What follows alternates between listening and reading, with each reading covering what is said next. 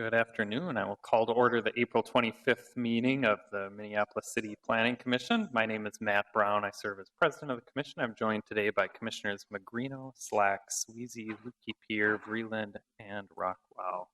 Our first item of business is to approve the actions from the April 11th meeting. May I have a motion to approve those actions? Second. We have a motion and a second. All in favor? And that motion carries. Our next item of business is to sort through the agenda, determine which items will be on consent and which items we will discuss. There are hard copies of the agenda in the hallway. And I will start at the top.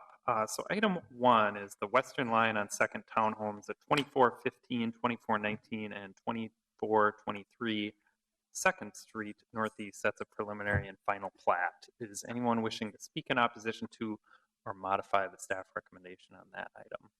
Seeing no one, we'll put that on consent. Item 2 is at 1911 Nicollet Avenue. That's a rezoning. Is there anyone wishing to speak in opposition to or modify the staff recommendation on that item? Seeing no one, we'll put that on consent. Item 3 is the Alpha Epsilon Pi Fraternity House at 1100 5th Street Southeast. That's a conditional use permit. Is there anyone wishing to speak in opposition to or modify the staff recommendation on that item? Seeing no one, we'll put that on consent. Item 4 is Wells Fargo at 1505 West Lake Street. That's a variance for wall signs. We'll discuss item 4. Item 5 is the Sojourner Truth Academy Building Addition at 3820 Emerson Avenue North. Several applications for an addition to a school. Is there anyone wishing to speak in opposition to or modify the staff recommendation on that item? Seeing no one, we will put item 5 on consent. Item 6 is the 26th and Stevens Apartments at 113 East 26th Street. That is a conditional use permit amendment for the height of a stair enclosure. Is there anyone wishing to speak in opposition to or modify the staff recommendation on that item? Seeing no one, we'll put that on consent. Item 7 is the HCMC Ambulatory Outpatient Specialty Center signage at 801 through 829 Park Avenue, 715 through 721 8th Street South, and 816 Chicago Avenue. Several applications related to signs. Is there anyone wishing to speak in opposition to or modify the staff recommendation on that item? We have a few people, so we will discuss item 7. Item 8 is Marshall Flats at 2525 2nd Street Northeast. Several applications for a new supportive housing project there. Is there anyone wishing to speak in opposition to or modify the staff recommendation on that item? Seeing no one, we will put item 8 on consent. And lastly, item 9 is a zoning code text amendment related to community service facilities. Is there anyone wishing to speak in opposition to or modify the staff recommendation on that item? Seeing no one, we will put that on consent as well. So our agenda as amended is items 1, 2, 3, 5, 6, 8, and 9 will be on consent, and we will discuss items 4 and 7. May I have a motion to approve the agenda as amended? We have a motion and a second. All in favor? Aye.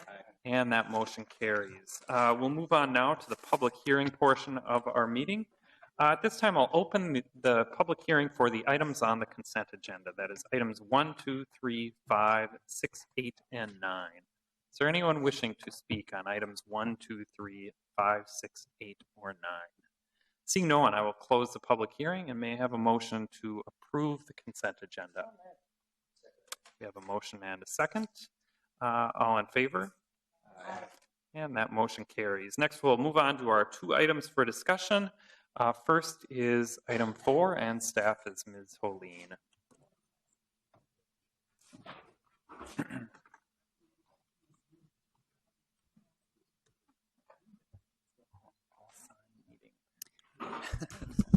Good evening, Commissioners. The item before you is variances for 2 wall signs on the proposed building at 1505 West Lake Street. This is an application that was before you back in November of 2015 associated with the construction of the new Wells Fargo Bank in this location. There were a series of applications that were approved at that time. Also at that time, the Planning Commission did deny variances for wall signs. The variances before you now have been modified slightly over what was initially before the commission. So what you saw back in November were 2 wall signs that each exceeded the maximum height and the maximum area in the C1 district. So showing here a top-down comparison. So the top item or the top photo is showing the signs that were proposed back in November. So those signs were 52.5 square feet in area each and almost 22 feet in height. On the bottom, this is showing the new proposed signs. So you can see the corner element has been lowered. And the proposed signs are now 19 feet 1 inch in height, I believe. Yes, 19 feet 4 inches in height and 40 square feet in area. So there are 2 signs, one on the north elevation facing Lake Street and one on the east elevation facing Humboldt. So the maximum height allowed in the C1 district is 14 feet. That dates back to when the first floor of a building couldn't exceed 14 feet in height. Now you can go up to 20, but we never changed the sign regulations. So the area is now compliant with the maximum size of 45 square feet. So we're just looking at variances to height. It's also worth noting they did previously propose a sign on the south elevation facing the parking lot, and that sign has been removed as part of the proposed application. As far as the findings go, finding number 1 asks us to find whether or not there are practical difficulties due to circumstances unique to the property. In this case, staff did not find that practical difficulties exist in complying with the sign height.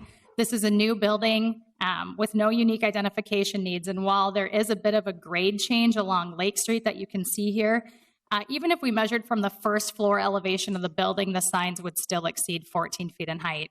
So if we measured from the interior first floor elevation, the signs would be 15.91 feet in height. And as measured from grade, again, they're 19 feet 4 inches. Finding number 2 asks us to look at whether or not the signs are reasonable and in keeping with the spirit and intent of the ordinance and the comprehensive plan. We do have a pedestrian-oriented overlay district here, so while they're not proposing any freestanding signage, the signs are really intended to be geared more towards pedestrians, and in that sense, we weren't able to make finding number 2. However, the remainder of the findings, the sign will not alter the essential character of the locality. This is on West Lake Street. There are certainly other taller signs in the area. That is, you can see kind of here. These showed a little bit better. That's partially due to the fact that this parcel is zoned C1, which in itself is a little bit unique along this section of West Lake Street, but other buildings that have C2 or C3A zoning are allowed taller signs as of right. The additional findings for signage ask us to look at whether or not the proposed signage would increase sign clutter or lead to sign clutter on the site. In this case, no, these 2 wall signs will not lead to sign clutter. They are in keeping with the overall scale and character of the building, but it's really findings 1 and 2 that staff wasn't able to make on this application. So I can close there and answer any questions. The applicant is also present tonight. Okay, Commissioner Lukey-Peter, you have a question for staff. Hi, Kim. Just to be clarified then, so if they were to comply with the signage requirement, it would be pretty much mean that the text would have to move to pretty much the location of the red awning over the entryway. That is correct. Thank you. Are there any other questions of staff? If there are none, at this time I'll open the public hearing on this item. I'd like to ask the applicant to speak first, and please state your name and address for the record. Mr. Chairman, members of the Commission, good afternoon. My name is Charlie Shalliel with Site Enhancement Services. With me today, as well as Tony Freitag from Wells Fargo. First off, excuse me, thank you for allowing us to come before you this afternoon and discuss this, what we consider to be a very important issue.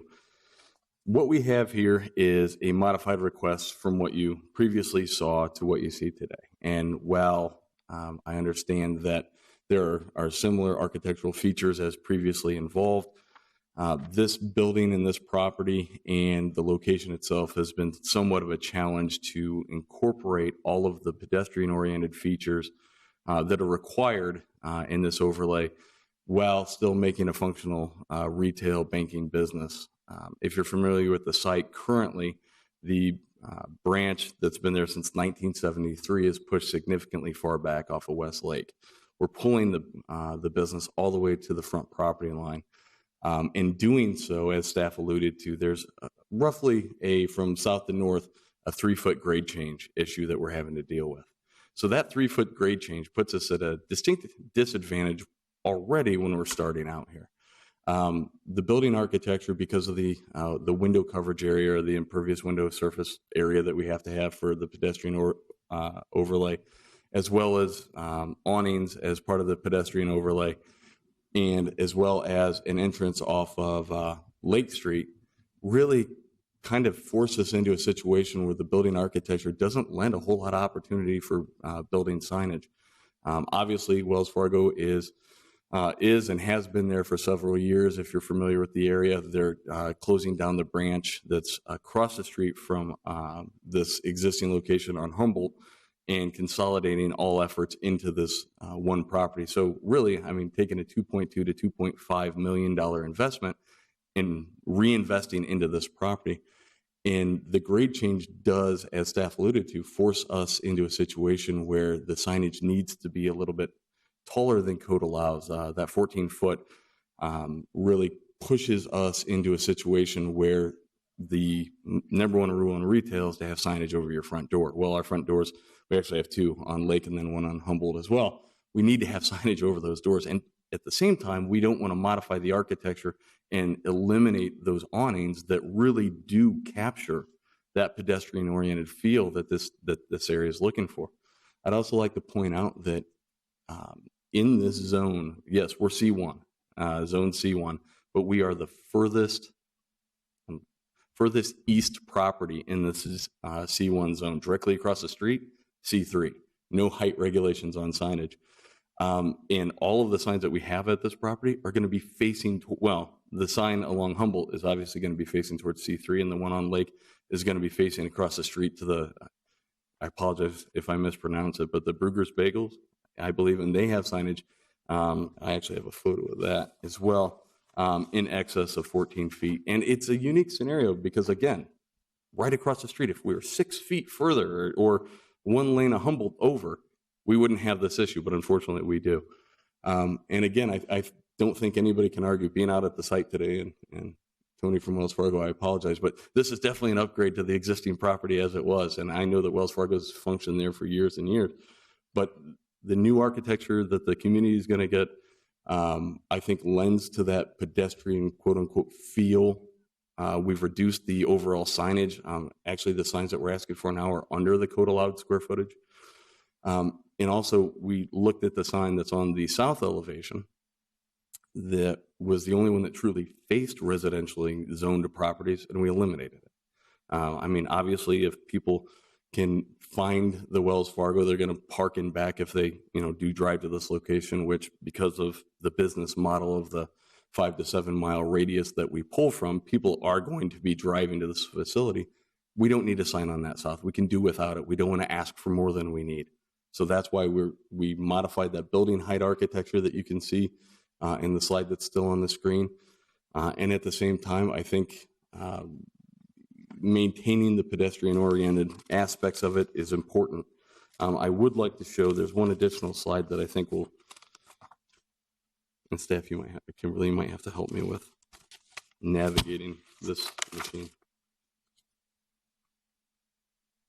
I mean, this is what we're talking about in the built environment. I mean, that's what it's going to look like. I don't think it looks out of line. The windows are obviously a key point of visual interest. The awnings are going to be obviously a tie-in to the pedestrian feel. And I've got more slides of other businesses that have the awning. So, I mean, I think that's extremely important. As you can see at the intersection, we do have a step up on Lake. It's actual stairs. On Humboldt, it's the actual ramp. And you can see that visual grade difference.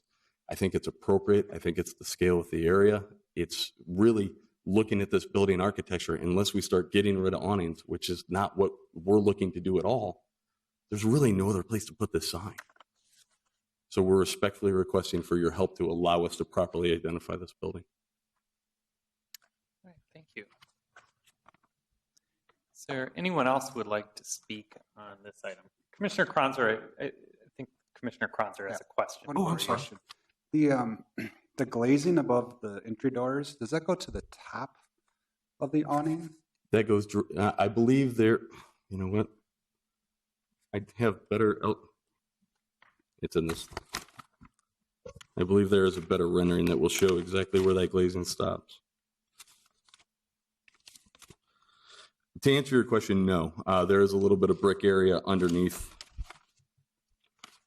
where that would be. I don't know how we zoom in on. But the window line would be consistent from across the elevation. So it would, more or less, the bottom of the awning, I believe, lines up with where the top of the glazing would be. And again, that 14, there is a 14-foot line. It's kind of hard to see on this representation, but it's right here. So that shows, you know, where 14-foot actually puts us. Commissioner Slack, did you have a question for that? I have a question. Maybe it's more for staff, actually.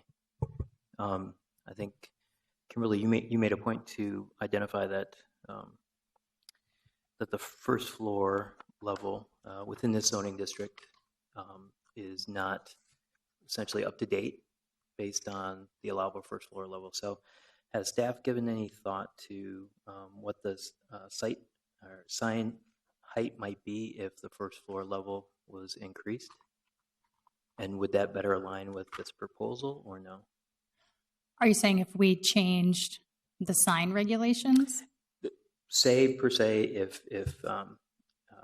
the height of the first floor level, which sounds like it's not potentially where it should be. I think you said it's at 14 feet. It's this code aligns with one that would be 14 feet versus where it's at 20 feet now. If it's at 20 feet, what would the actual sign height be allowed within that district?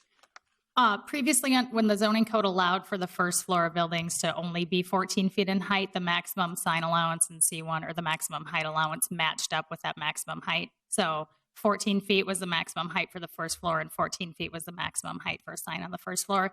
We haven't talked about it in great detail, but I could imagine if we were to look at that. Right now, we allow the first floor buildings to be 20 feet in height. So if we were to change the sign regulations for C1, it would probably fall somewhere in there. Nothing's been introduced on that, but some context. Commissioner Magrino, you have a question for staff? Yeah. You might not have this offhand, but do you know about what the window requirement was for that north elevation? And, you know, are they exceeding that? Or, you know, because they've kind of got a limited space to work with below 14 feet there. And I'm just wondering if, you know, they had to do a certain amount of windows there. I don't recall exactly where they came in, but the requirement, because they're in the PO, is 40% on that elevation. And then with the grade change, because we only measure between 2 feet and 10 feet, I think what they're showing here is pretty close to what we would, I think they were just over 40% between that 2 foot and 10 foot range. Mm-hmm. Okay, thanks. All right. Are there any further questions of Commissioner Rockwell? Are the awnings, they're not required in the pedestrian overlay district, nor did we condition this on having awnings, correct? They are not required in the PO, nor were they conditioned. They are encouraged in the PO, and the Uptown Small Area Plan does have quite a bit of language about encouraging awnings along Lake Street to create a better pedestrian experience. But it was not a specific condition of approval. Right. So there's nothing preventing removing the awnings. Per code, no. All right. And the public hearing is still open. So is there anyone else who would like to speak on this item? If there's no one, I'll close the public hearing. And commissioners, are there any further questions, or would someone like to start us off with a motion? Commissioner Luppi-Peter. Yeah, I'm going to actually make a motion to approve the variance to increase the maximum allowable height from 14 feet to 19 feet 4 inches. And my reasoning behind it is I do believe practical difficulties do exist. I think that the grade change in the lot that actually prohibits them from being at the ground level at the front, combined with the fact that we haven't updated that. And in addition to the fact that they have such a massive glazing requirement, mainly due to that raised floor height, and then the addition of awnings, which while not required, are strongly encouraged to give it a pedestrian scale and appearance, do create a bit of practical difficulties, along with number 2, which is about reasonable use. And I do think that what they're proposing is reasonable. I think that the changes they've made to the building to lower the height actually has made the building seem more in scale with the pedestrian environment. I think that if the awnings were removed, it might not have that same sense of proportion to a human being on the sidewalk. So I think they've woven together some basic elements in actually a very tight little package that actually makes it work. So I don't think they're being asking for anything unreasonable, and I think that the practical difficulties do exist that would allow this to happen. All right, and I believe I heard a second from Commissioner Kronzer, a strict follower of Robert's rules, before Commissioner Lupipier elaborated. Is there any further discussion on this item? Commissioner Kronzer. Yeah, I would just add to the reasonableness is that the signs are within the permitted area of the zoning code now, which is kind of adds to my thinking they're reasonable. Yeah, is there any further discussion? Commissioner Slack. I would also say that if the sign were to meet the current ordinance, then potentially the sign would have to require the removal of the awnings, at least at the 2 corners. And I think that they really help bring down the scale of the building. And so to me, that really changes the scale, especially that corner treatment. And I think maybe then goes against sort of the idea of really reinforcing the pedestrian environment. So where the sign's located and maintaining the awnings, I think is appropriate. Right. Commissioner Vreeland. Yes. I've apparently been spending a lot of time on Port Parkway, but there is a Wells Fargo sort of across from Lund's in that area. And I was just so surprised at how small the sign was there. And it's above the door. There is a large sign on the side of a fairly large parking ramp that has some height to it. But it's Wells Fargo, and it's probably between 10 and 12 feet off the ground. I'm just wondering if St. Paul has asked you to do different things and longitudinally, and so I don't have any problems with the amended motion, but there is a very pedestrian-oriented look of the St. Paul facility that I think has some value in how we look at signs in the future. Okay, and I'll just add that also Lake Street at this location is a commercial corridor in the city's comprehensive plan. And while this site is zone C1, there is more intense zoning actually adjacent to it. And that in combination with the other reasons that were stated, I think helps us meet the finding related to not altering the character of the area. There are other properties that have more signage and higher signage than this. So if there's no further discussion, clerk, please call the roll. Gagnon? Aye. Kronzer? Aye. Lipke-Pier? Aye. Magrino? Aye. Rockwell? Aye. Slack? Aye. Sweezy? Aye. Freeland? Aye. That's 8-0. All right, and that motion carries. That concludes our discussion on this item 4. Next item for discussion is item 7. Thank you. Item 7 is also signs. We have an all-sign meeting today. These signs at HCMC, 801 through 829 Park Avenue, 715 through 721 8th Street, and 816 Chicago Avenue. Staff is Ms. Widmeyer. Their clinic, if you're not familiar with it, is just to the south of the emergency room of their hospital campus, and they are proposing to do a master sign plan. The site is zoned B4N, and it's also in the downtown parking overlay district. With their submittal, they included their entire master plan, but only a few of the signs need additional approvals. The rest comply with the sign requirements. Just briefly, the applications they're requesting are a conditional use permit to increase the height of 2 wall signs, a variance to increase the maximum height, or a maximum area, of 1 other wall sign, A variance to increase the maximum number of freestanding signs, and an amendment to their site plan review that was done previously. That's in relation to the signs that are proposed under the conditional use permit to increase maximum height. For this presentation, I'll just focus on the signs that are going to need the additional approvals. And I'll start with the conditional use permit to increase the maximum height. For larger buildings in downtown districts, the conditional use permit is authorized to increase maximum height. Those signs can be up to 300 square feet, excuse me, in area. So the proposed signs, one would be on the west building elevation and one would be on the south building elevation. So the south one is up currently. They do comply with all the standards to qualify for increasing the maximum height. Here's the one on the west elevation facing Park Avenue.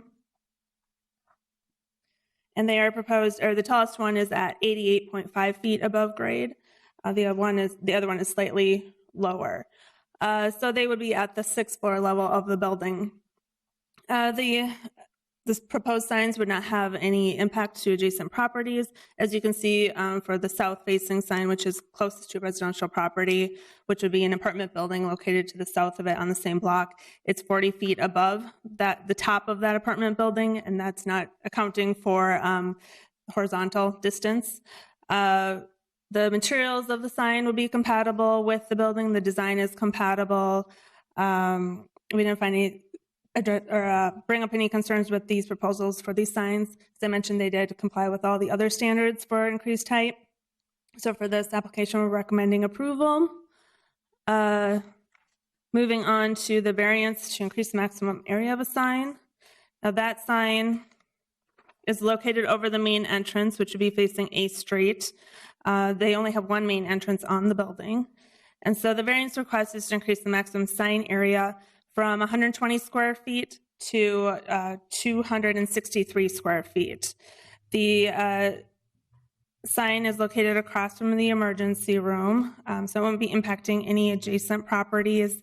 On this building wall, they're actually allowed 2.5 square feet of signage per linear foot of building wall. So overall, on this 8th Street facing elevation, they're allowed 775 square feet of sign area. This is the only sign that's proposed on this elevation, so they're not proposing an amount of signage that would create clutter. This is the only sign here, and even though it's larger than what would be allowed for an individual sign, it's much smaller than what would be allowed for the overall amount of signage. So for those reasons, again, with the design and not creating clutter, we are recommending approval of that sign. Then moving on to the variance for the number of freestanding signs. Normally, in any zoning lot, you're only allowed to do one freestanding sign. They're asking for 4. So they are requesting the variance. This site takes up almost an entire block. They are proposing a freestanding sign, 1 on each corner. And that's to provide wayfinding for people to get to their clinic and also the emergency room. So hospitals do have unique identification needs, so that was taken into consideration to make sure that people know where to go. Also, the sign design, the sizes of each one would comply with the size requirements for any freestanding sign. They're 8 feet tall and not more than 32 square feet in area. I'm showing this one because it's the one proposed at 9th and Park, which is located in the historic district. And it's the one that's closest to adjacent residential uses. It's 50 feet from that apartment building that I mentioned earlier, but still substantially separated from it.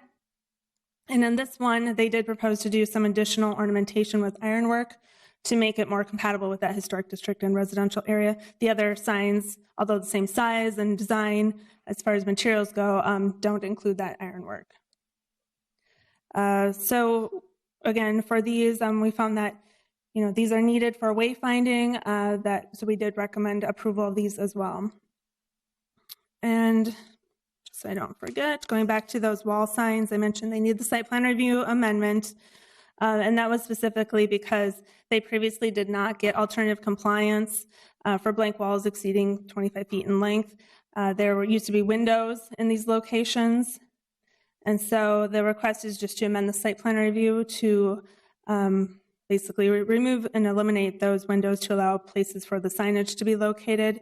Given the size of the building and the amount of windows that they have elsewhere, they're still exceeding all their minimum window requirements.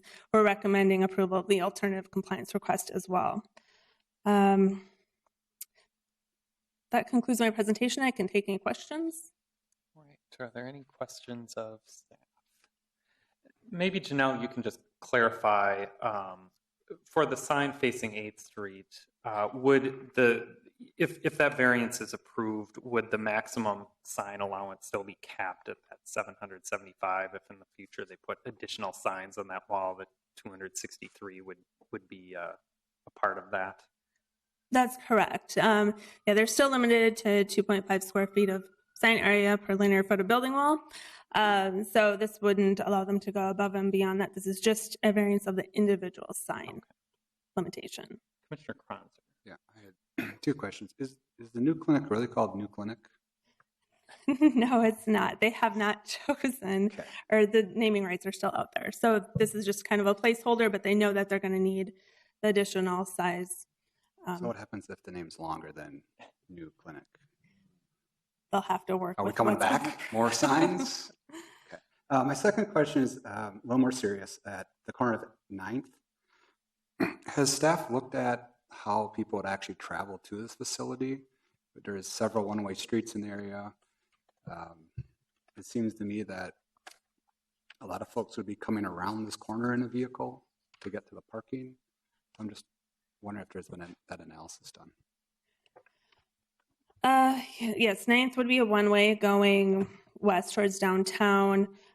Chicago is a two-way street. Park is one way again, but going north towards the river, and then 8th is also one way. So the anticipated traffic flow would be that people would most likely come to the main entrance, drop someone off, and then need to navigate around the site to get to the parking because they obviously can't go back on 8th. That would be going the wrong way again. Park has a similar issue. So they'd have to go around the block. So that's why they're looking at making sure that they have appropriate signage and navigation for people. Are there any other questions of staff? If there are none, I'll open the public hearing on this item. I'd like to ask the applicant to speak first. And please state your name and address for the record. Thank you, Mr. President, members of the Planning Commission. My name is Michael Noonan. I live at 2258 Fieldstone Drive in Mendota Heights, but I'm here today representing HCMC as an employee of Hennepin County. Thank you very much for the opportunity. The staff report, which has been prepared and presented, we think does a wonderful job in terms of the describing of our ask as well as the presentation of our master plan. I think if I could point to one comment in the staff report, I would point to a portion on page 4 which talks about the unique nature of the hospital and its identification needs, and that signs being appropriate not only to provide for the identification but also the wayfinding. And certainly that was one of the primary goals that we established in working with our sign consultants, not only the identification, but the wayfaring. In response to your question, Commissioner Kronzer, wayfaring was very important for the reasons expressed by Ms. Woodmeyer in terms of the nature of the one-way streets and having to circumnavigate the block to get to the parking. In addition, depending upon where you enter the site, we wanted to make sure that individuals would be able to identify where they needed to go to the emergency versus the clinic as well. So it is very important. And the signs on each of the 4 corners, we think, plays an extremely important role. The other findings that were alluded to, I think, speak volumes in terms of the appropriateness of our application. We have worked fairly closely with the Elliott Park neighborhood. However, you will see a letter in your package which provides support for the majority of our applications, save and accept the monument sign located at 9th and Park. And I think, as we've expressed, we believe that the monument signs to provide for that consistent wayfaring are important. If you have access to the plans. So if you look at plans 6A, 6B, and 6C, they provide a perspective of the placement of that sign relative to the pocket park. We were very sensitive to its location, not intruding into the pocket park, but also coming forward with a design that was somewhat reflective of the street furniture, the park furniture, and the nature there by bringing in those iron elements and providing a decorative feel that has a minor historic read to it.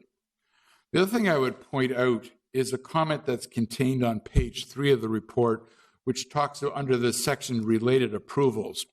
And this is a specific comment that talks about that corner being located within Heritage District, the 9th Street Heritage District, but it also goes on and forward, and this was certainly reflected when we came before the Planning Commission and the HPC at a COW meeting where we asked for direction with respect to signage and for the development of that corner. And quite clearly the direction that we got was that the guidelines from the historic district didn't really apply to signage here. We took that to heart, and we were very careful in our design and ensuring that it was sensitive not only to the street, but also is sensitive to the park area that we are looking to create. And then finally, to answer your question with respect to the naming, no, it's not going to be called Duke Clinic, although that's quite an elegant name, I'm sure you would agree, but it will be taken out as part of our development in terms of the development opportunities whereby we will offer naming rights for the clinic. We have not started that. We wanted to get the approvals in place, the master plan approved, so that we'd have a complete package that we could take out to interested parties. I'm not sure we've started knocking on doors as of yet, and I can assure you that if it is some lengthy name with a whole number of initials, we'll make it work within the square footage that we've been approved. It's not my intention or HCMC's intention to come back and ask for a further relief if we get some name that doesn't fit within the plus or minus 300 feet that we have on the upper levels. So with that, I would respectfully request support of all our applications. We believe that they're appropriate in all cases. I think the staff report goes in considerable length to describing and justifying them. We respectfully disagree with our friends from Elliott Park, and we would hope that we could get the approval so that we can move forward. And I'd be happy to stand for any questions. Commissioner Kronzer. Thank you, Mr. Noonan. Can you describe this ornamental work on the sign? Sorry? The ornamental work that's proposed on the sign at 9th.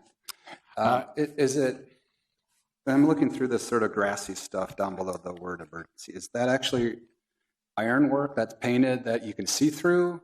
Or is that a 1/8-inch piece of steel that's applied to an acrylic backlit?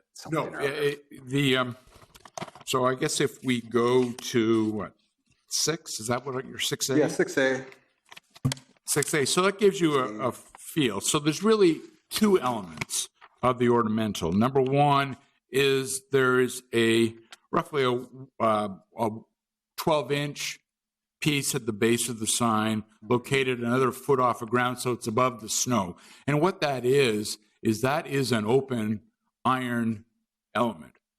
So what we'll have is it'll have some texture, it'll have some visibility through it as well. I think there was also the concern on the part of the neighborhood about not making the entire sign blank and therefore a place to hide upon. There's some visibility through it. So that is actual ironwork that will be galvanized black, which will allow it to stand in its own right. And then with the side piece is a decorative piece that will be affixed to the side of the signage, to the 8-inch side panel. And it too will be an iron element that will be affixed. Largely decorative in nature, but reflective of the street furniture and the wrought iron. So the power is going to come through that space from the from power will be footings? drawn up through the side, yeah. Okay, so that'll be concealed through that. It'll be sealed through that. Yeah. And then is that sign right at the corner of the two property lines? Where it is located, and again, if you look at sheet number, I guess the master plan, where we're putting it is we're putting it at the most westerly extreme of the property line of the Pocket Park, adjacent to the Park Avenue right away. Does that answer your question? So it's essentially as tight to the property lines as far west as we can put it, so that it's not intrusive into the Pocket Park.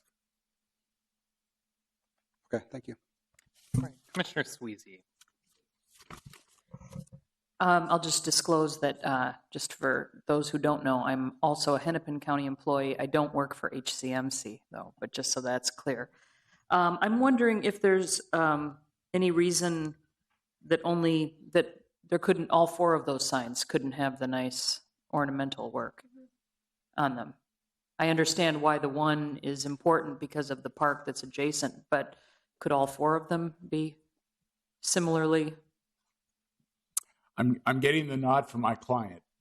So that would be something that we would be open to including in.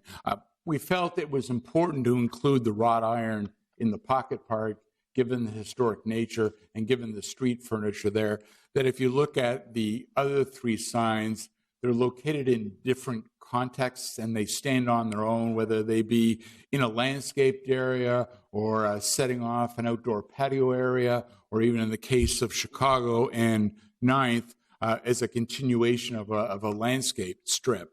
But if it's the desire of the commission to have us modify our monuments to include the wrought iron elements, we would be prepared to do that. We don't think it's necessary, but we'd be prepared to do that. I just think sort of historically from that area and that space, and for all of HCMC, the better the decoration, the better. That's just my feeling on the space. Thanks. Commissioner Slack. Well, I'm glad that you actually brought up sign 6, because as I was going through and looking at the individual renderings, I had some concerns over how many signs are essentially on that facade, and the drawings that you have in the packet are a little misleading, because if you look at drawing 6B, it shows the ground level sign, but it doesn't show your wall sign on level 5, and it doesn't show your parking sign essentially on the second level 14 feet up. And then when you go to drawing 7, it shows the large sign on level 5, but it doesn't show the ground level sign and the parking sign. And then you go to drawing 8, and it shows the parking sign. And so that drawing 6B, in essence, is a little misleading, because actually there would be 3 signs that you would probably see from either that perspective or even a little bit skewed, maybe more so to the north. And so to me, that's seeing the same information 3 times. I don't know, any thoughts regarding why the drawings aren't showing those additional signs? Well, I think in terms of 6A, 6B, and 6C, we primarily were focusing on the individual signs. And I recognize that it doesn't give you the full picture. However, when we look at 6A, 6B, and 6C, it was largely focusing on that variance request for the monument.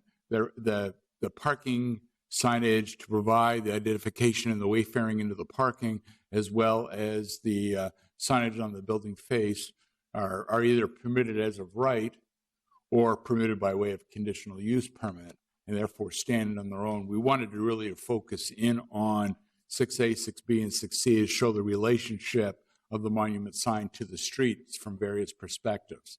So I apologize that didn't give a complete picture. It was not our intention to mislead, but rather to focus in on the monument sign alone. Right. Are there any, Commissioner Rockwell? Quick question on view 6C.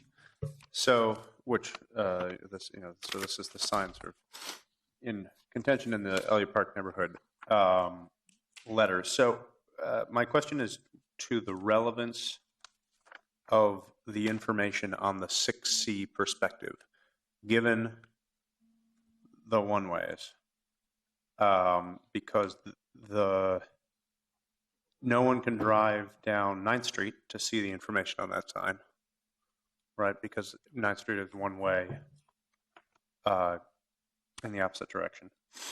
And can I just answer? Yeah. The sign's a two-sided sign. No, I know. And So so you- what I'm asking is, so on this, here, on your rendering here, so 6A, let's jump to 6A. So from perspective 6A, that information on that side of the sign is all visible from somebody driving down 9th Street, right, in a car. Correct. But 6C is the opposite side of the sign, the other side.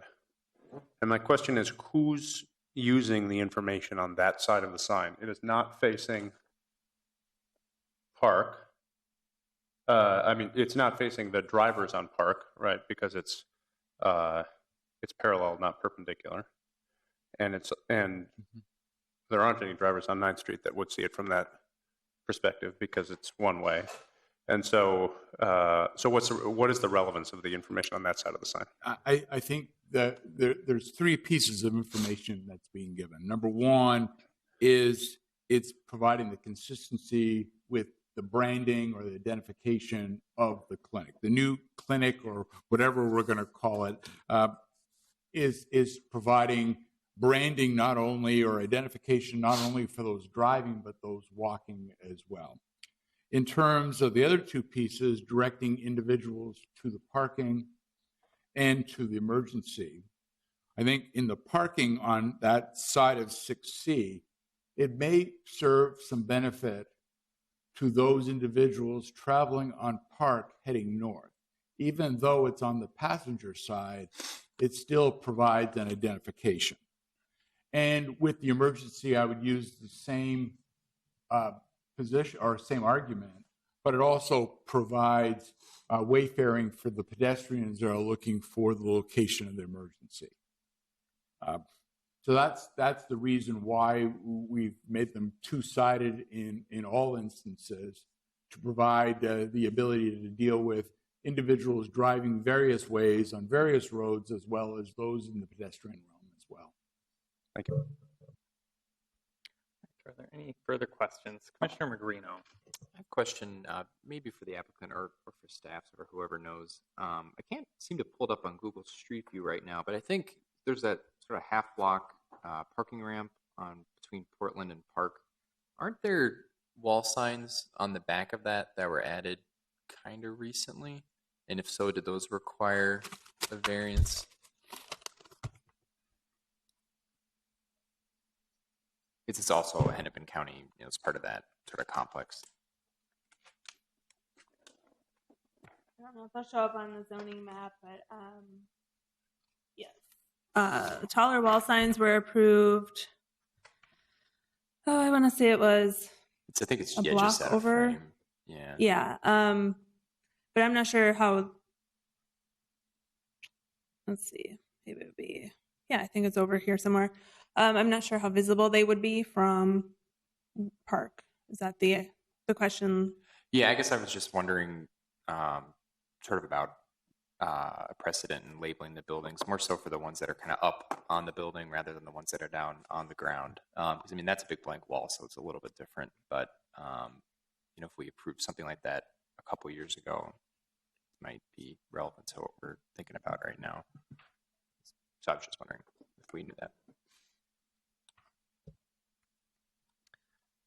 And Janelle, I have a question.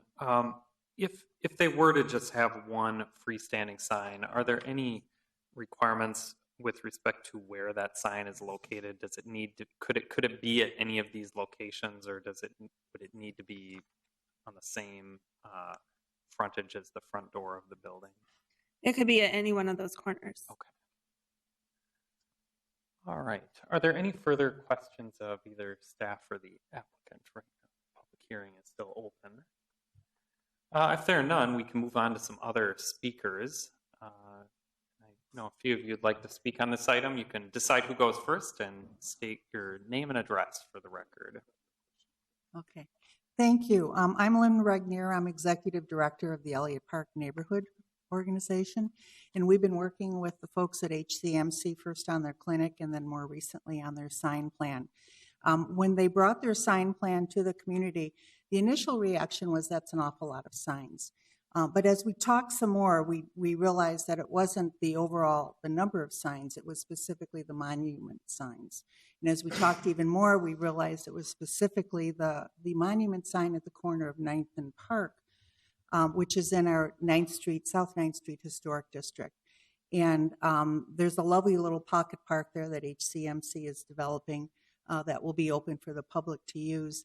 The other three monument signs seem to be grounded by the building. They are closer to the building or to the patio that's on the Chicago and 8th Street corner. But the sign that's at the Historic District also seems to float on its own. So its size seems to be magnified. We worked with the folks at HCMC, and we specifically were trying to get that sign smaller. As stated in the letter, we agreed to disagree, and we could not come to, we were at an impasse at that point. One of the things I'd like to do, where did he go? Oh, he's over there.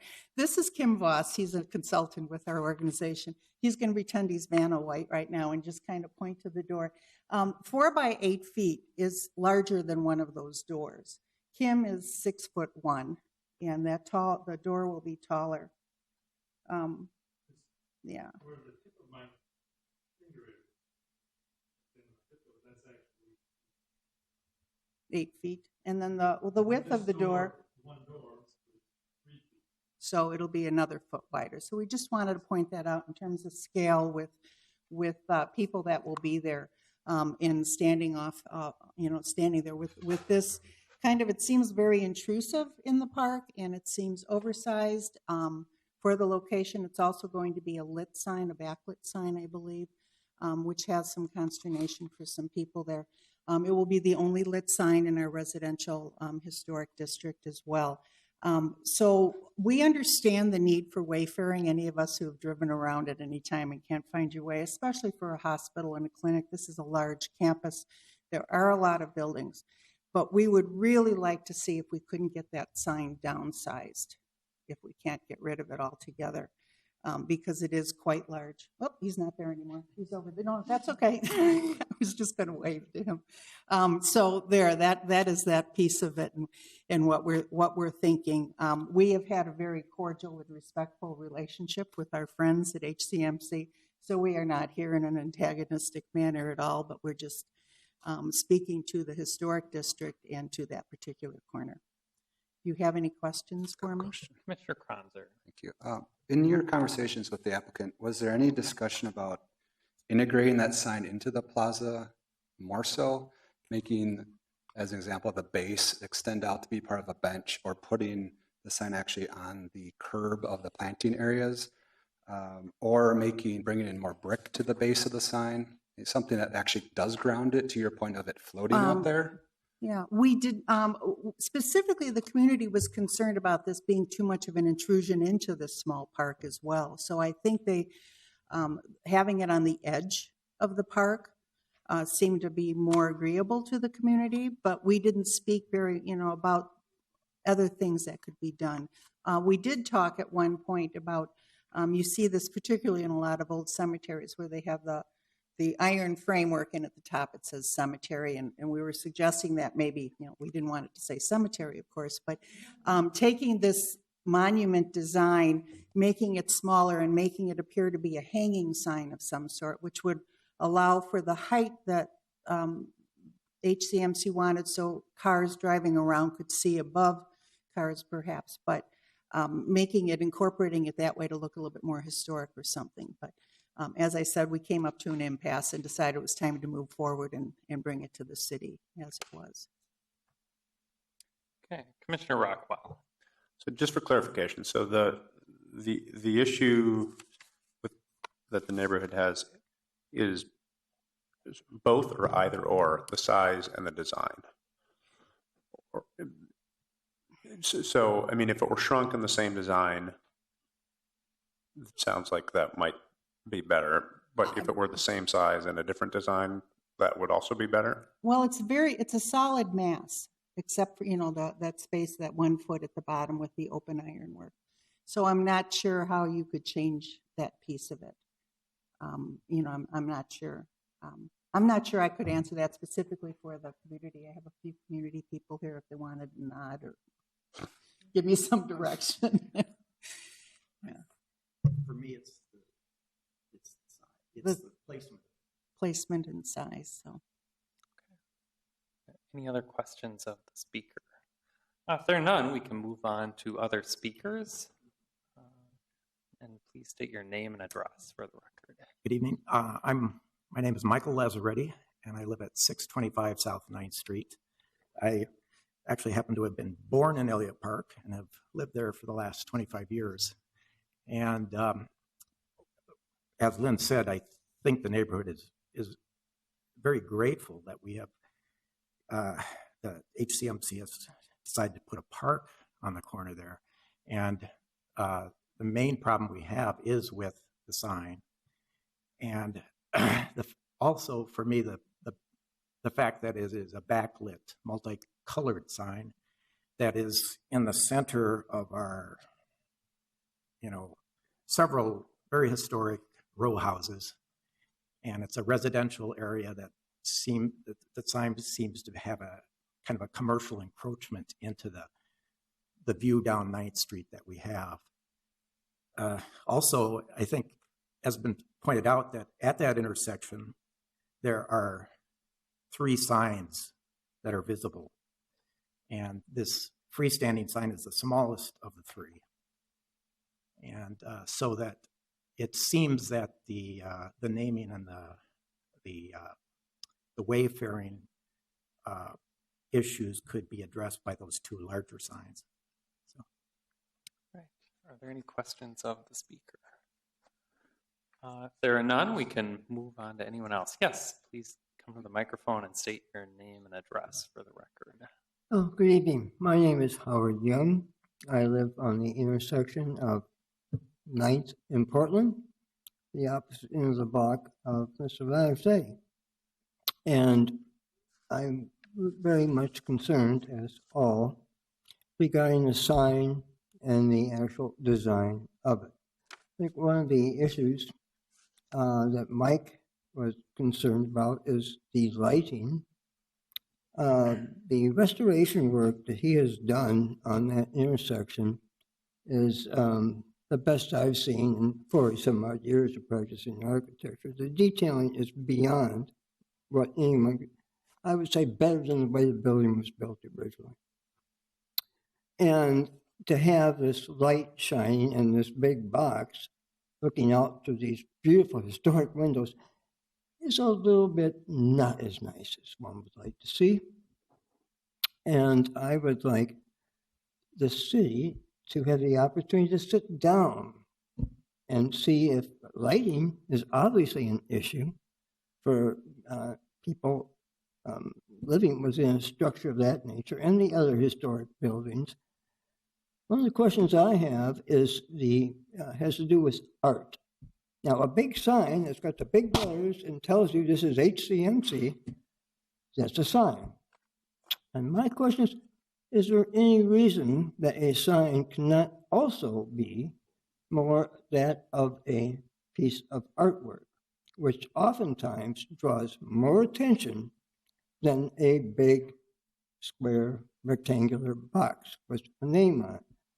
would the possibility of HCMC getting a little bit more attention, a little bit more, if there was something really exciting for them to look at and explain to you very artistically that around the corner is parking, and this is HCMC.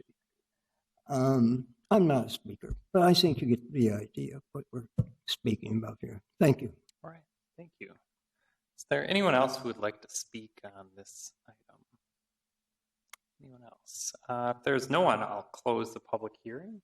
And commissioners, we have 4 applications before us. Are there any further questions, or would someone like to start off the discussion with a motion?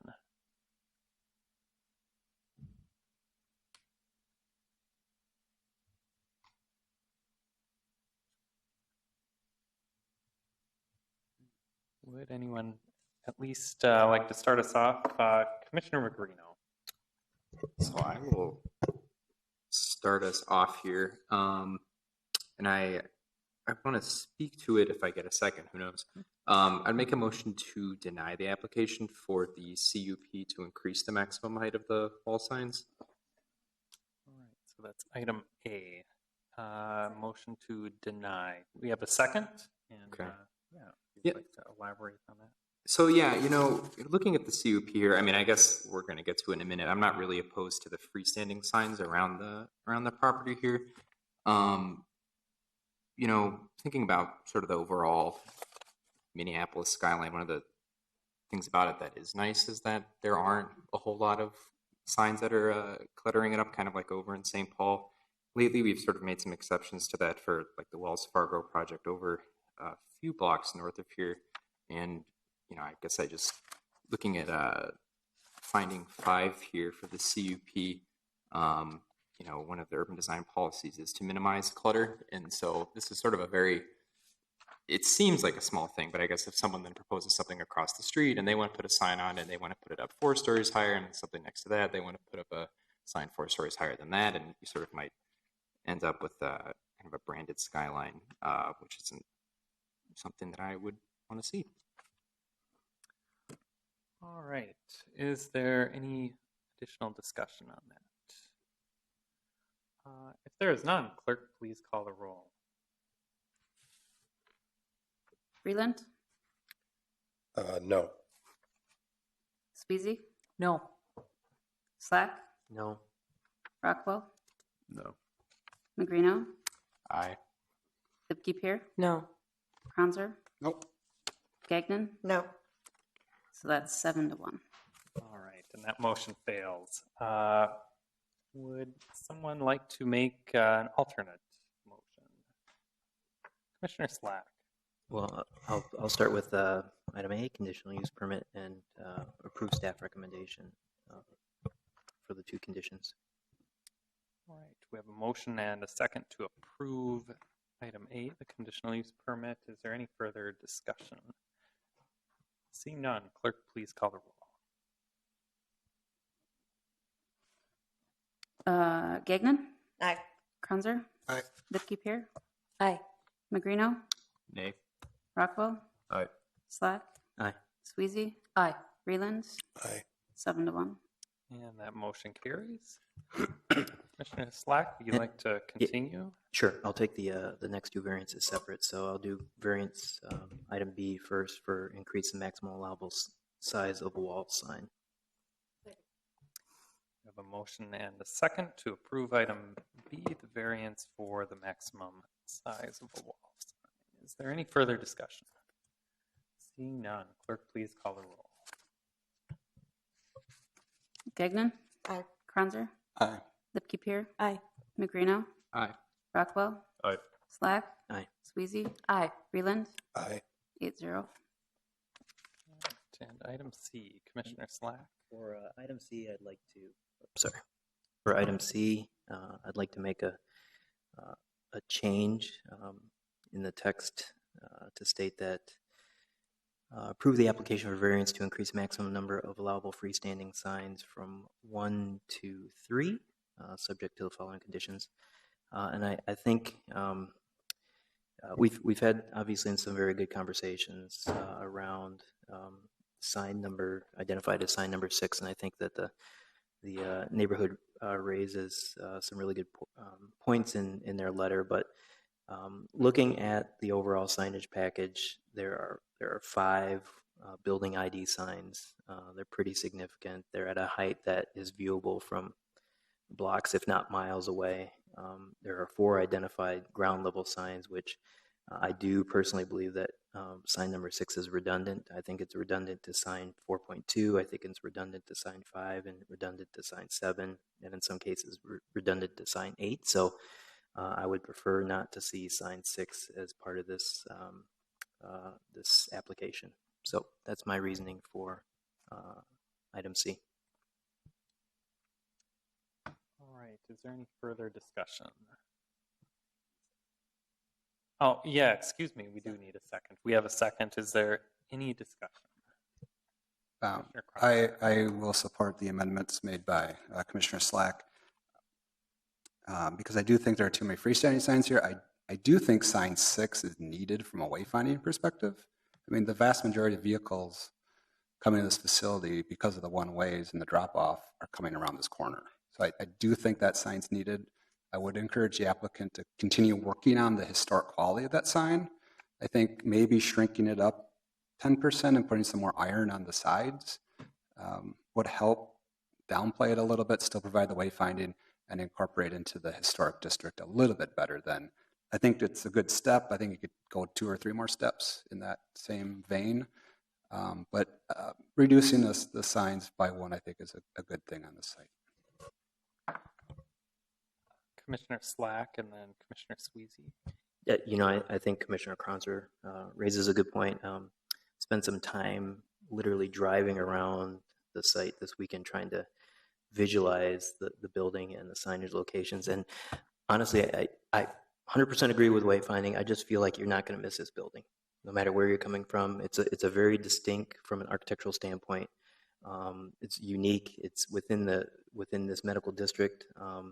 And I think with that, as you circulate around the one-ways, I feel like if you miss one turn, you're obviously going to be able to get back around to where you're actually going to go. And so wayfinding is key, especially for this type of use. But in this case, I feel like with the signage that's proposed and the architecture of the building, which I agree is really nice, and the fact that you're in this medical district, it should be pretty obvious that you are at this building and where you need to park and how you enter the building. So that's really my reasoning for eliminating sign number 6.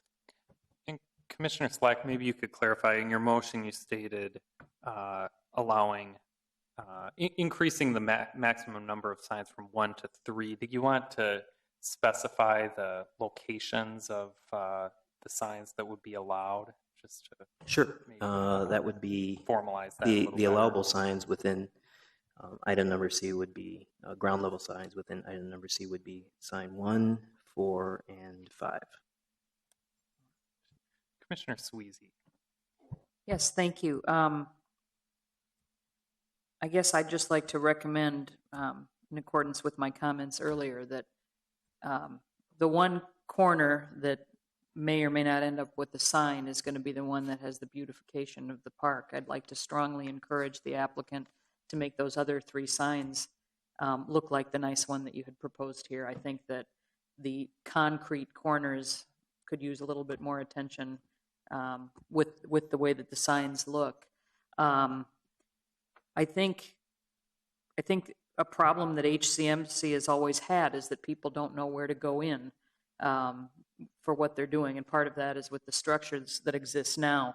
I agree with Commissioner Slack that this one has a nice, obvious entrance, and some of that should be eliminated. But I would sure like to see that nice-looking sign in all other places, if that's possible. All right. Is there any further discussion? All right. If there's no further discussion, we have a motion and a second to approve variance C to increase the maximum number of allowed freestanding signs from 1 to 3, and there is one stated condition there. Clerk, please call the roll. Vreeland, Aye. Sweezy? Aye. Slack? Aye. Rockwell? Aye. Magrino? Aye. Lipke Pier? Aye. Cronzer? Nay. So that is 6-1. All right, and that motion carries. We also have item D, the site plan review. Commissioner Slack, do you want to? Make a motion to approve item D, site plan review, per staff recommendations. And we have a motion and a second. Is there further discussion? Seeing none, clerk, please call the roll. Cronzer? Aye. Lipke Pier? Aye. Magrino? Aye. Rockwell? Aye. Slack? Aye. Sweezy? Aye. Freeland? Aye. So it's 7-0. And that motion carries. That concludes our discussion on item 7 and also concludes our business today. We have committee of the whole this Thursday, and our next meeting is May 9th. A lot on the agenda. That's it. The meeting is adjourned today. No. Thursday.